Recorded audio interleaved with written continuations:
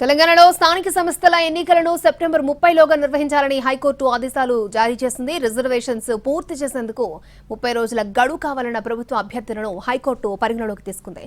రిజర్వేషన్ల ఖరారు తర్వాత ఎన్నికల నిర్వహణకు 60 రోజుల టైం కావాలని రాష్ట్ర ఎన్నికల సంఘం తెలిపింది. దీనికి సైతం హైకోర్టు అంగీకరించింది. స్థానిక సంస్థల ఎన్నికలు నిర్వహించకపోవడాన్ని తప్పుపడుతూ 6 మాజీ సర్పంచులు హైకోర్టును ఆశ్రయించారు.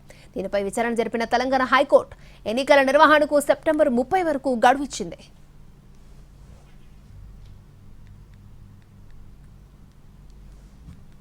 తెలంగాణలో స్థానిక సంస్థల ఎన్నికలను సెప్టెంబర్ 30లోగా నిర్వహించాలని హైకోర్టు ఆదేశాలు జారీ చేసింది.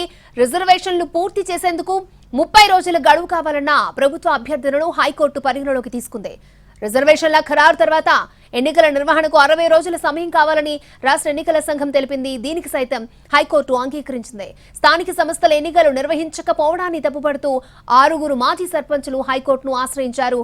దీనిపై విచారణ జరిపిన తెలంగాణ హైకోర్టు ఎన్నికల నిర్వహణకు సెప్టెంబర్ 30 వరకు గడువిచ్చింది.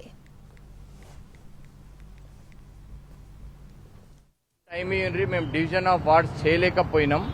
ఈ డివిజన్ ఆఫ్ వార్డ్స్ అయిపోయినాక ఇంకా 60 రోజులు స్టేట్ ఎలక్షన్ కమిషన్ అడిగింది. మాకు 60 రోజులు టైం పడుతుంది కాబట్టి వీళ్ళు పెట్టుకున్న అర్జీని రిక్వెస్ట్ని కోర్టు కన్సిడర్ చేస్తూ 90 రోజుల గడువు ఇచ్చారు. ఈ 90 రోజుల్లో 30 రోజులలో ఏదైతే state government division of wards ఉంటుందో ఆ ప్రక్రియ పూర్తి చేయాలి. డివిజన్ ఆఫ్ వార్డ్స్ ప్రక్రియ పూర్తి చేసి తర్వాత వాళ్ళు స్టేట్ ఎలక్షన్స్ కమిషన్కి మేము రెడీ ఉన్నాం. డివిజన్ ఆఫ్ వార్డ్స్ మా ప్రక్రియ అయిపోయింది అన్నాక స్టేట్ ఎలక్షన్ కమిషన్ నెక్స్ట్ 60 రోజులలో నోటిఫికేషన్ ఇచ్చేసి 60 రోజుల్లో ఈ ప్రక్రియ మొత్తం పూర్తి చేస్తుంది.